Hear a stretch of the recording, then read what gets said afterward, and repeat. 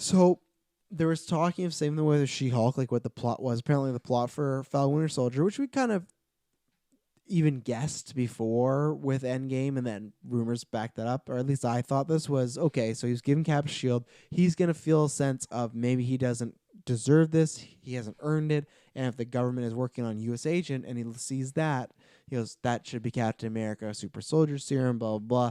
And I think the story of it's gonna be that he's going to realize you don't need to be, the white man poster boy. You don't even need to have the super soldier serum. You just need to be representing Captain America, the core of Captain America, the values, the heart, the drive, the passion, the love, that wholesome, trying to do good for America and the people around you. All those values, right? But then the rumors going around is that he's going to have a change of heart as far as he's not going to want Cap, not want the shield, but he's going to find out about this original Captain America, and there'll be Isaiah Bradley. And so this rumor came out, and the weird thing that's in this, and I don't have the link for it, so I'm sorry. Go to Disney Plus updates on Twitter. They're really good at tweeting out whether it's anything about Disney Plus, and they usually have the link, everything like that. In the story itself, it said two things where it said, okay, this is a soldier that was used that was trying to recreate Captain America. And it was like some about Falcon has a change of heart potentially, or at least wants to become Cap. And maybe that is the idea, is that he doesn't want to become Cap. I don't think these are full spoilers. I think this will be like a general plot of the show, or I wouldn't be dropping it. I think he'll not want to become Cap. He'll see this and go, I want to become Cap. But the government's like, no, we have our own Cap, so, which is U.S. agent.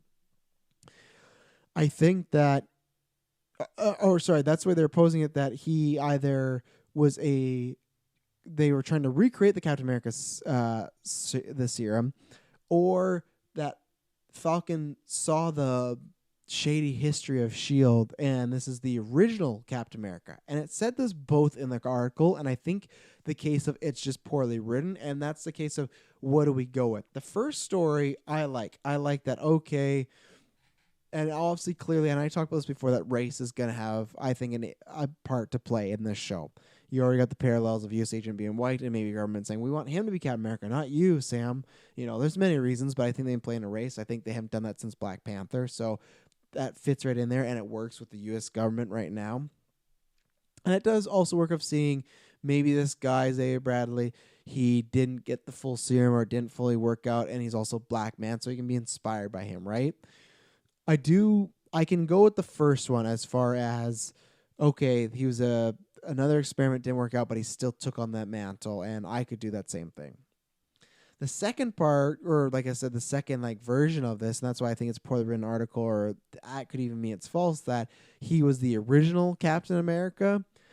Not a fan of that, because I'm not even a fan of, and that's why I think I saw that and I'm like, oh man, people are gonna have a heyday, because you're gonna have people like myself that just go, ugh, I don't, which I'll get into. I don't like the retconning of, oh, this was really the first Captain America.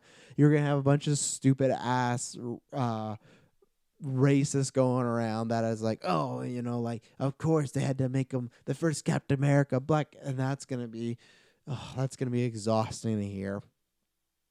And then you also just got, I think, mainstream people to be like, oh, that's kind of weird, or I don't get it. So back to me, and for why I'm not a fan of it, I don't really care who the first Captain America would be. If it would have been a white man, a black man, a woman, an alien, doesn't matter to me. It could be Baby Groot. I wanted to be Steve Rogers just for this continuity. I like the idea of, okay, we were trying to create another one. That's where Isaiah Bradley came in.